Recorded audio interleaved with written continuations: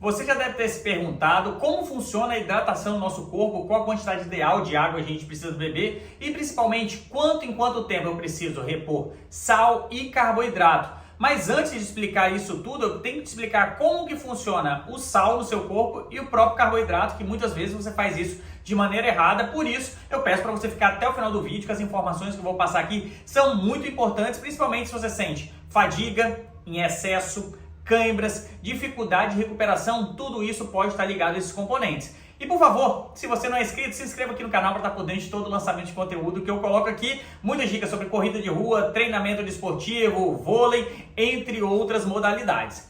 Primeiro, eu tenho que te explicar que a água é o principal componente do nosso corpo, está presente aí em todas as células, só que ela sozinha tem que ter um balanço, tanto de entrada para o meio intracelular, quanto de saída para o meio extracelular.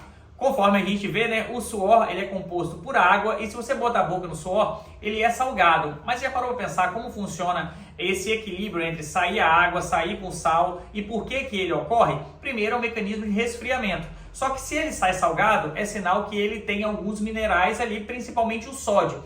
Em algumas atividades, a reposição desse componente é altamente importante. Mas se falando de sal, o sal propriamente dito são sais minerais, não é o sal igual ao sal de cozinha, mas é basicamente magnésio, muito importante, sódio e potássio. O sódio e o potássio a gente tem com maior abundância aí na nossa alimentação, magnésio nem tanto.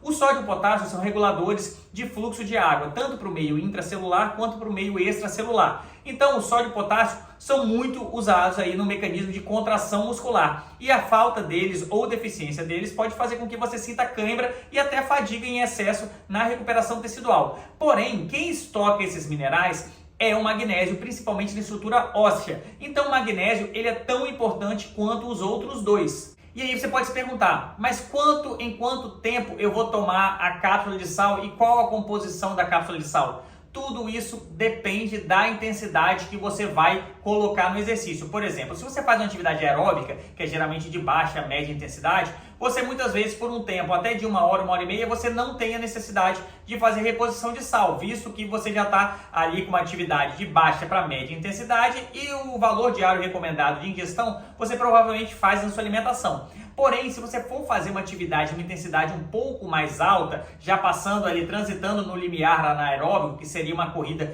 com uma intensidade um pouco mais alta, eu começo a distinguir corrida de intensidade alta de acordo com o fluxo respiratório. Se você não consegue mais respirar pelo nariz, você já está numa atividade que é um pouco mais intensa, que está acima do seu limiar. Você começa a respirar mais pela boca, tá? Você precisa aí de uma reposição de sal, dependendo da atividade, do tempo, né? De acordo com algumas literaturas, de 40 até 1 hora e 10 você tem que fazer ingestão de sódio e potássio.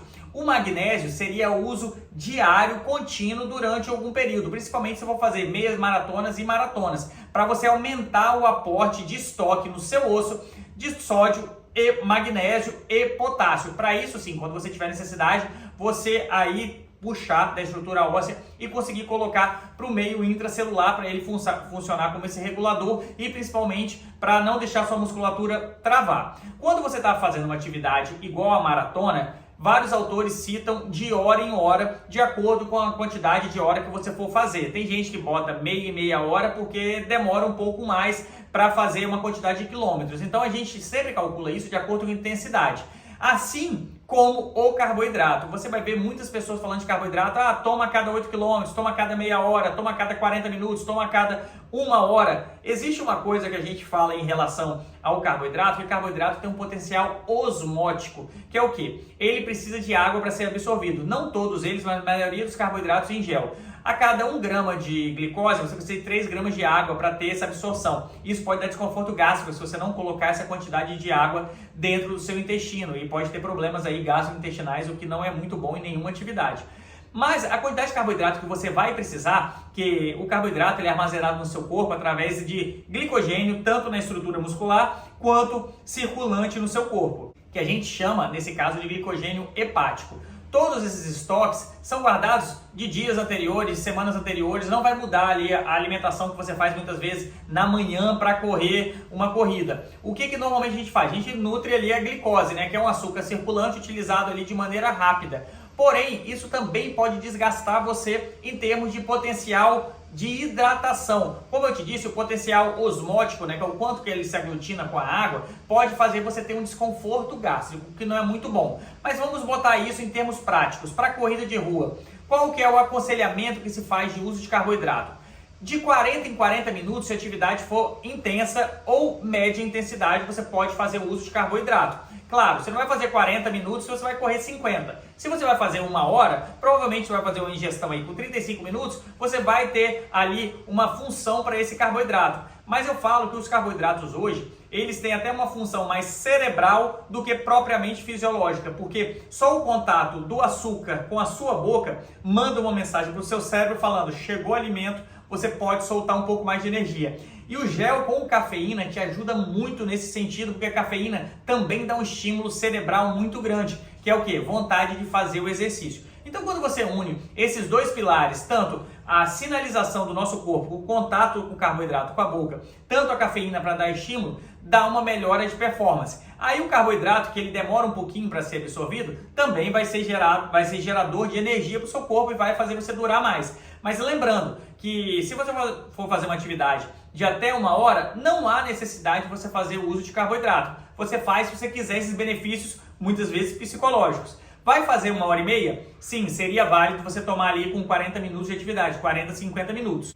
Vai correr uma meia maratona acima de 1 hora e meia? Seria interessante você tomar de 2 a 3 vezes aí de acordo com a escala de hora que você vai terminar. Vai fazer 1 hora e 50? Você pode botar 45 minutos o primeiro, depois 1 hora e 20 o segundo e o terceiro ali para dar o sprint final. Aí faltando 2 ou 3 quilômetros para a prova, você toma outro só para dar um boostzinho e você terminar bem a prova. Maratona, quem faz maratona aí acima de 3 horas, quanto que você deveria tomar de carboidrato? Aí sim, a primeira hora você tomaria carboidrato com 40 minutos e cápsula de sal com 1 hora. Depois você tomaria isso de meia e meia hora de carboidrato e 1 hora de sal. Claro que tudo isso vai depender da quantidade de horas que você vai fazer de prova. Eu, particularmente, eu tomo gel de carboidrato. Como eu termino maratona aproximadamente entre 3 e 3h30, eu geralmente faço o uso de sal a cada 60 minutos, então eu faço nos primeiros 60, nos segundos 60 e boto em 2 horas e 45, que é para dar aquele boost ali no final que eu quero acelerar, né? Se eu ver que eu estou muito atrasado, a prova está muito difícil, eu vou demorar mais, eu tomo ali com 3 horas e 15